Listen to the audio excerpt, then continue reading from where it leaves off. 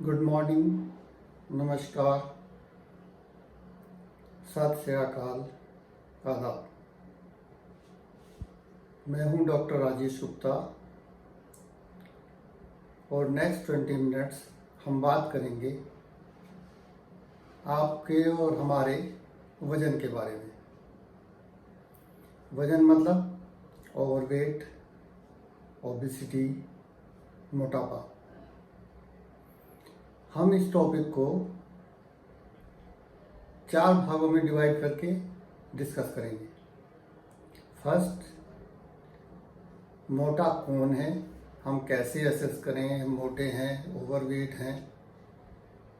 Second, मोटापा क्यों होता है, उसके कारण क्या हैं। थर्ड, मोटापे के नुकसान क्या हैं, what are the side effects of obesity.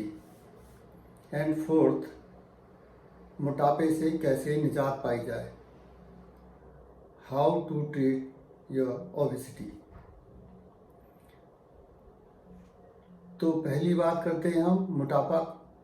मोटे लोग कौन हैं, हम किसको मोटा कहेंगे। ये जानने के लिए 2-3 तरीके हैं जो कि माने जाते हैं। सबसे पहला और आसान तरीका है, you measure your height in centimetres and detect 100 out of it. That will give you your ideal weight in kgs. मतलब अगर आप 170 सेंटीमीटर्स आपकी हाइट है, उसमें से 100 कम करेंगे तो it will come to 70 kgs, your ideal weight. Plus minus 1 or 2 kg, it will be about 70 kg। और यही हमारा टारगेट रहेगा जब हम कोई डाइट प्लान शुरू करेंगे कि उस वेट तक हम पहुंच जाएं। दूसरा तरीका है to know your BMI। BMI मतलब body mass index. Body mass index ये एक नंबर के रूप में होता है और इसे कैलकुलेट करने का तरीका होता है your weight in kgs divided by your height in meters square। थोड़ा सा कॉम्प्लिकेटेड सा मामला हो गया है, लेकिन आप अपनी हाइट और वेट गूगल पे अगर भरेंगे to know your BMI, it will tell you कि आपका BMI कितना है। तो नंबर्स में आता है, यूजुअली ऐसे ही होता है 16, 17, 18, 19, 20, 25, 30, इस तरह से। Normal BMI is between 18 to 25। If it is less than 18 you are thin, if it is more than 25 you are overweight, and if it is more than 30 you are obese, जिसे हम मोटापा कहते हैं। ये थोड़ा रफ इंडेक्स है और आपकी एज का भी इस पर थोड़ा असर पड़ता है। तीसरा तरीका है, आप अपनी वेस्ट लाइन को नापें। यूजुअली ट्रंकल ओबेसिटी जो होती है, मतलब पॉट बेली टाइप की, वो दैट इज मोर हार्मफुल, और उसी को मेजर करके हम अगर चलें आगे तो it will be more helpful to monitor और जज योर हेल्थ। अगर हम at the level of umbilicus अपनी वेस्ट लाइन इंचज़ में नापेंगे तो it is more than 32 in males and more than 28 in females. It is in yellow zone और more, तो you should be less than 32 inches, you should be less than 32 inches at your waist। ये आप सीधा तरीका जानने का ये है कि आप कितने इंच की पैंट पहनते हैं। If you are wearing a pant of 40, it means your waist line is 40 inches। For all practical purposes हम जो पहला हमारा क्राइटेरिया है उसी पे ध्यान दें तो ये ज़्यादा अच्छा रहेगा.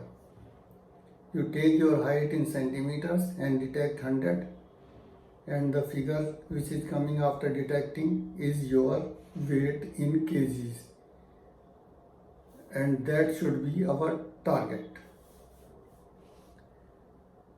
Now we will take the second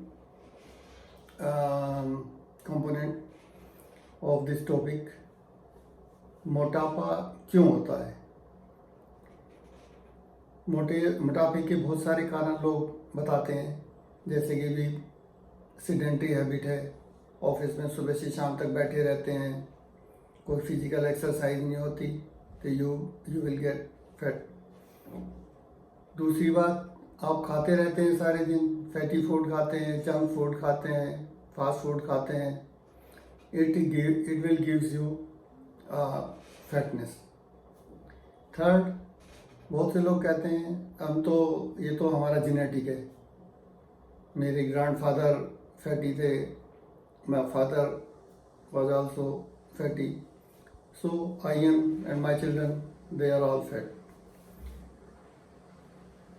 Fourth, there are few hormonal causes like hypothyroidism. No doubt, ये सभी कारण हैं थोड़े थोड़े, पर we will discuss about a hormonal cause. और hormone in center is insulin. Insulin is a hormone secreted by a gland called pancreas, and the more of the insulin is secreted and for a longer time is insulin is secreted, you will get fattier. Or whenever we take food, as soon as food enters in our stomach, our pancreas starts secreting insulin, and insulin is secreted in spurts. एक बार हम खाना खाएंगे, insulin का एक spurt आएगा, and that it will digest the glucose, carbohydrate which we are taking, and if we keep on eating for about 50 minutes, it will not secrete again.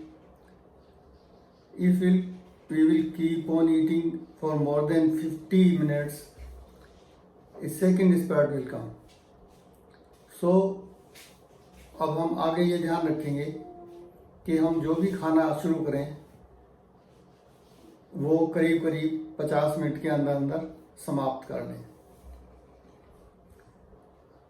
Insulin का काम होता है, जो भी हमारे ब्लड में ग्लूकोज है जो कि हमारे खाने की वजह से पहुंचा है, शुगर की वजह से, कार्बोहाइड्रेट्स की वजह से पहुंचा है, उसको सेल्स में पुश करता है. सेल्स के अंदर जब ग्लूकोज पहुंच जाता है, it has been used to make ATPs to give you energy. तो जो भी ग्लूकोज हमने खाई वो ब्लड में रहेगा, ब्लड में एक लेवल रहेगा, जैसे ही वो सेल्स के पास पहुंचेगा सेल्स इसे अपटेक करेगा और इंसुलिन का काम है वो सेल के अंदर पुश कर देगा. जो भी ब्लड ग्लूकोज का लेवल बढ़ेगा, इंसुलिन उसे सेल के अंदर पुश करता चला जाएगा. एक लेवल ऐसा आता है कि इंसुलिन सेल्स कहती है I don't need more glucose, I can not handle it. Then pancreas क्या करता है, और ज़्यादा मात्रा में इंसुलिन निकालता है, उसे फिर और पुश करने की कोशिश करता है. तो एक लेवल ऐसा आ जाता है कि सेल उस इंसुलिन को रेजिस्टेंट हो जाती है. उस लेवल को कहते हैं इंसुलिन रेजिस्टेंट और इनसेंसिटिविटी टू इंसुलिन. इसी लेवल से हमारी सारा जो मोटापे का प्रोसेस है वो शुरू होता है। जितना लेवल ब्लड में इंसुलिन का ज़्यादा होगा, जितनी बार निकलेगा, जितना ज़्यादा देर तक निकलेगा, उसी की वजह से हमारा मोटापा बढ़ेगा। जो ग्लूकोज सेल नहीं लेती वो थोड़ा सा फिर लीवर में तथा मसल्स में ग्लाइकोजन के रूप में स्टोर होता है। जब वो स्टोरेज भी पूरा हो जाए तो देन हमारी फैट सेल्स में वो ग्लूकोज जाके इकट्ठा होता है in the form of fat, जो कि हमें फैटीनेस प्रदान करता है। तो हमारे हर कोशिश ये होती है कि इंसुलिन कम निकले, कम मात्रा में निकले, तो हम उसके बैड इफेक्ट से बच जाते हैं। जो हमारी टाइप 2 डायबिटीज़ होती है उसका मतलब है we are insulin resistant and insulin is not able to handle the blood glucose which we are eating.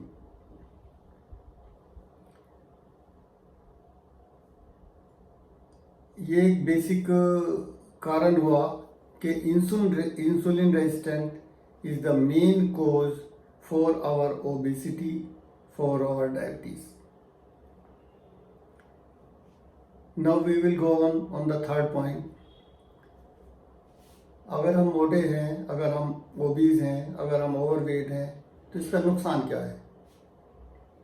नुकसान फर्स्ट, जैसे मैंने पहले बताया, डायबिटीज़ मेलाइटस, टाइप 2 डायबिटीज़ जो कि एडल्ट्स में होती है, इसका मेन कारण इंसुलिन रेजिस्टेंस होता है। और diabetes in itself is a cause of so many other diseases in the body. Diabetes से माइक्रो एंजियोपैथीज होती हैं जिसकी वजह से हमारी आंखें खराब होती हैं, हमारे गुर्दे खराब होते हैं, रीनल फेलियर में चले जाते हैं, कार्डियोवास्कुलर डिजीज़ होती हैं, स्किन डिजीज़ होती हैं। बॉडी का हर ऑर्गन डायबिटीज़ से इफेक्ट होता है। तो diabetes is the main cause of insulin resistance. Third, अगर हम ओबीज हैं, इंसुलिन रेजिस्टेंट, तो hypertension is one of the causes. Hypertension अगर हमें है, वी में हैव स्ट्रोक्स और heart attack, cardiovascular diseases, hyperlipidaemia, hyper cholesterol, triglyceride ज़्यादा है, और उसकी वजह से जब हाई कोलेस्ट्रोल ट्राइग्लिसराइड ज़्यादा होता है, ये हमारी आर्टरीज में इकट्ठा हो जाता है, जो कि जिससे एथेरोस्क्लेरोसिस होती है, उसकी वजह से हमें हार्ट अटैक होता है, स्ट्रोक्स होते हैं। तो one is diabetes, second hypertension, cardiovascular disease, third main is your fatty liver. जब हम मोटे हैं, इंसुलिन रेजिस्टेंट हैं, तो जो हमारी ग्लूकोज ग्लाइकोजन में कन्वर्ट हो गए लीवर में जमा रहती है,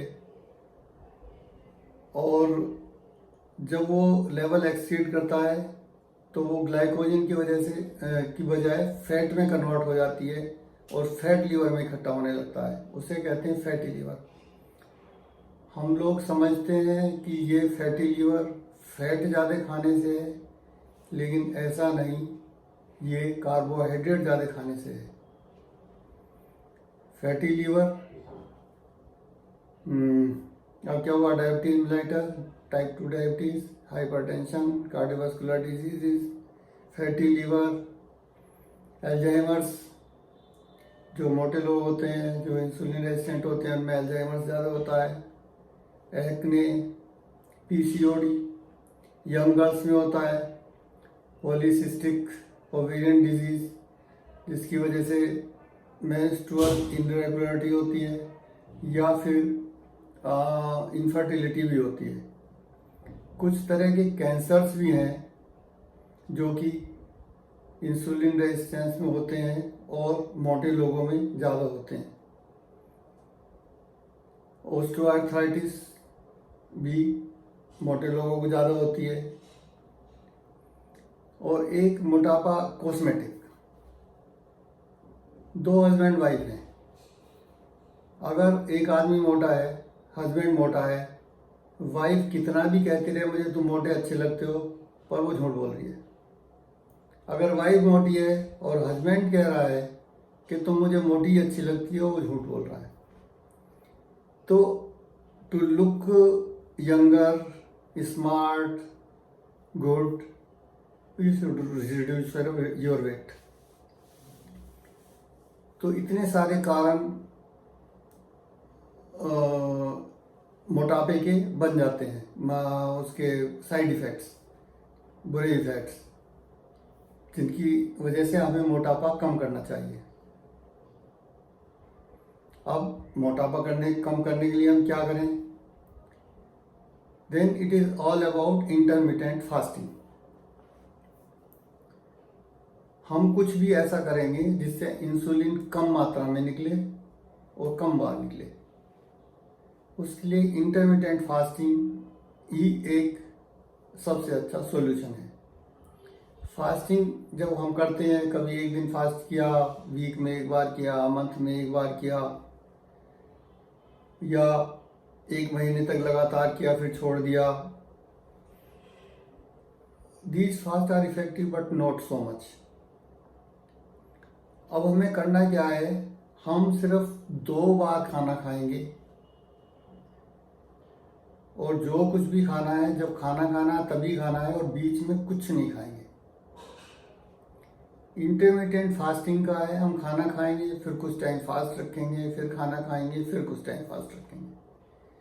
आप ऐसे समझ सकते हैं, हम एक बार खाना खाएं फिर 8 घंटे के लिए कुछ ना खाएं, फिर खाना खाएं फिर 16 घंटे के लिए कुछ ना खाएं, या 12-12 घंटे या 14-10 घंटे, इस तरह से डिवाइड कर सकते हैं। बेटर रहता है कि 8 घंटे दिन में फास्ट रखें और ओवरनाइट 16 घंटे फास्ट रखें। अगर आप 9 बजे खाना खा रहे हैं सुबह, तो शाम को फिर 5 बजे खाना खा लें, तो बीच में 8 घंटे का गैप रहेगा। और फिर 5 बजे खाना खाने के बाद फिर आप शाम को ओवरनाइट सुबह 9 बजे तक कुछ नहीं खाएंगे। जब भी आप खाना खाएंगे, खाने का टाइम 50 मिनट्स के अंदर अंदर आप सब जो भी खाना है खा लें।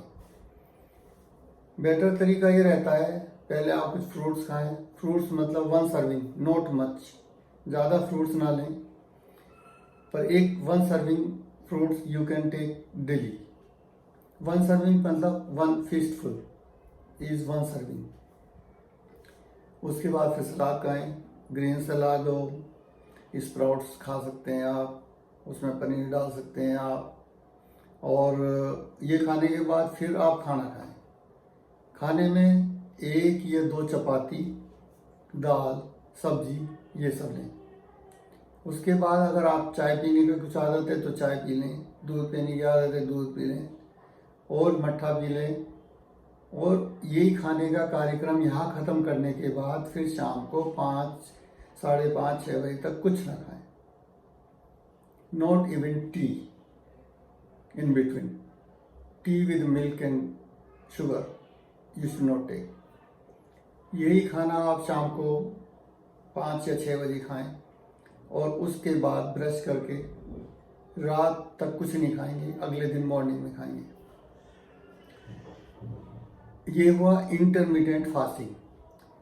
इसमें एक चीज़ हमें और जोड़नी है, we will take low carb diet. Insulin कम करने के लिए हमें लो कार्ब डाइट लेनी है। हमारे खाने में 3 मेन कंपोनेंट होते हैं, कार्बोहाइड्रेट्स, प्रोटीन्स एंड फैट्स। हम कार्बोहाइड्रेट ज़्यादा खाते हैं तो इंसुलिन ज़्यादा निकलता है, ग्लूकोज लेवल जल्दी बढ़ता है, इंसुलिन रेजिस्टेंस ज़्यादा बनता है।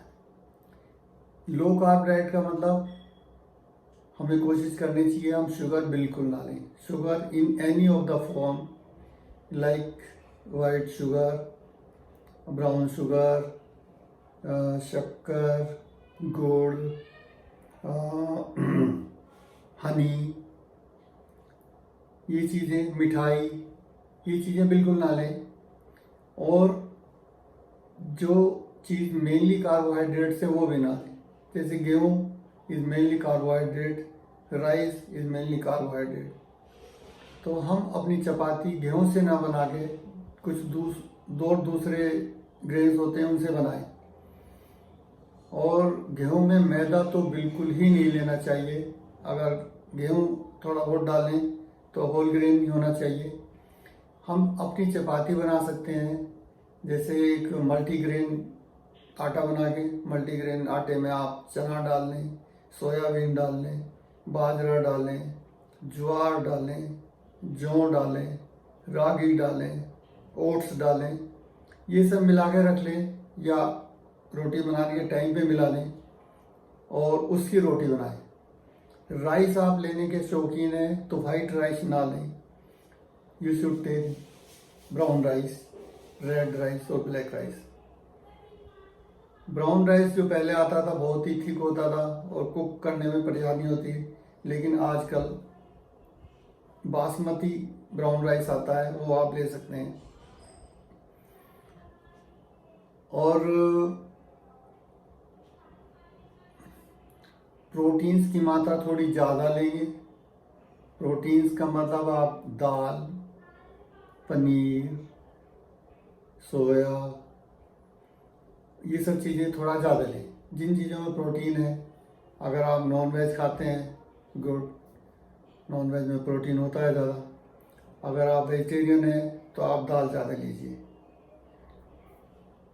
फैट आप ले सकते हैं।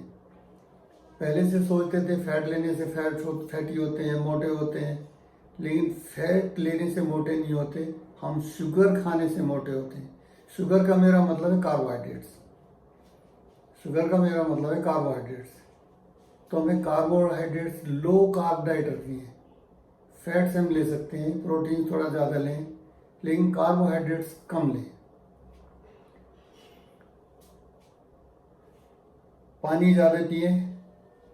अगर 2 मील्स के बीच में आपको भूख लगती है, प्यास लगती है, तो you can take green tea, you can take coffee without milk, without sugar, you can take nariyal pani, और यू कैन टेक नींबू पानी। कोई भी ऐसी चीज़ जिसमें कैलोरीज हैं वो नहीं खानी। स्वीट अगर आपको बहुत मूड है खाने का, तो off and on you can take dark chocolate, you can take. You will monitor your weight daily. जहाँ भी आप अपने बाथरूम में नहाते हैं, जैसे वहीं एक वेइंग मशीन रखें। बिफोर वियरिंग क्लॉथ्स आप वेट करें, एक बुकलेट रख लें, उसी पे नोट करते जाएं। मतलब उन्हीं कंडीशंस में रोज़ आपको वेट करना है।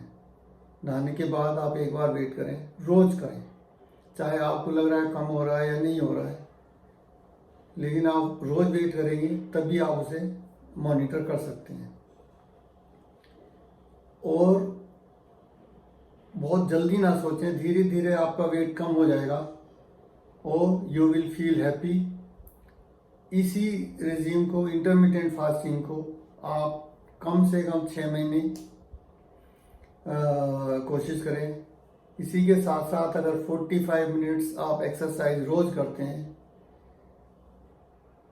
मतलब 45 minutes walk, swimming, dancing, jogging, कुछ भी करें, इट विल हेल्प करेगा आपका वेट कम करने में। तो दोस्तों, इसे आप कोशिश करें और मुझे उम्मीद है कि इससे आपको हेल्प मिलेगी। ये मेरा आजमाया हुआ तरीका है।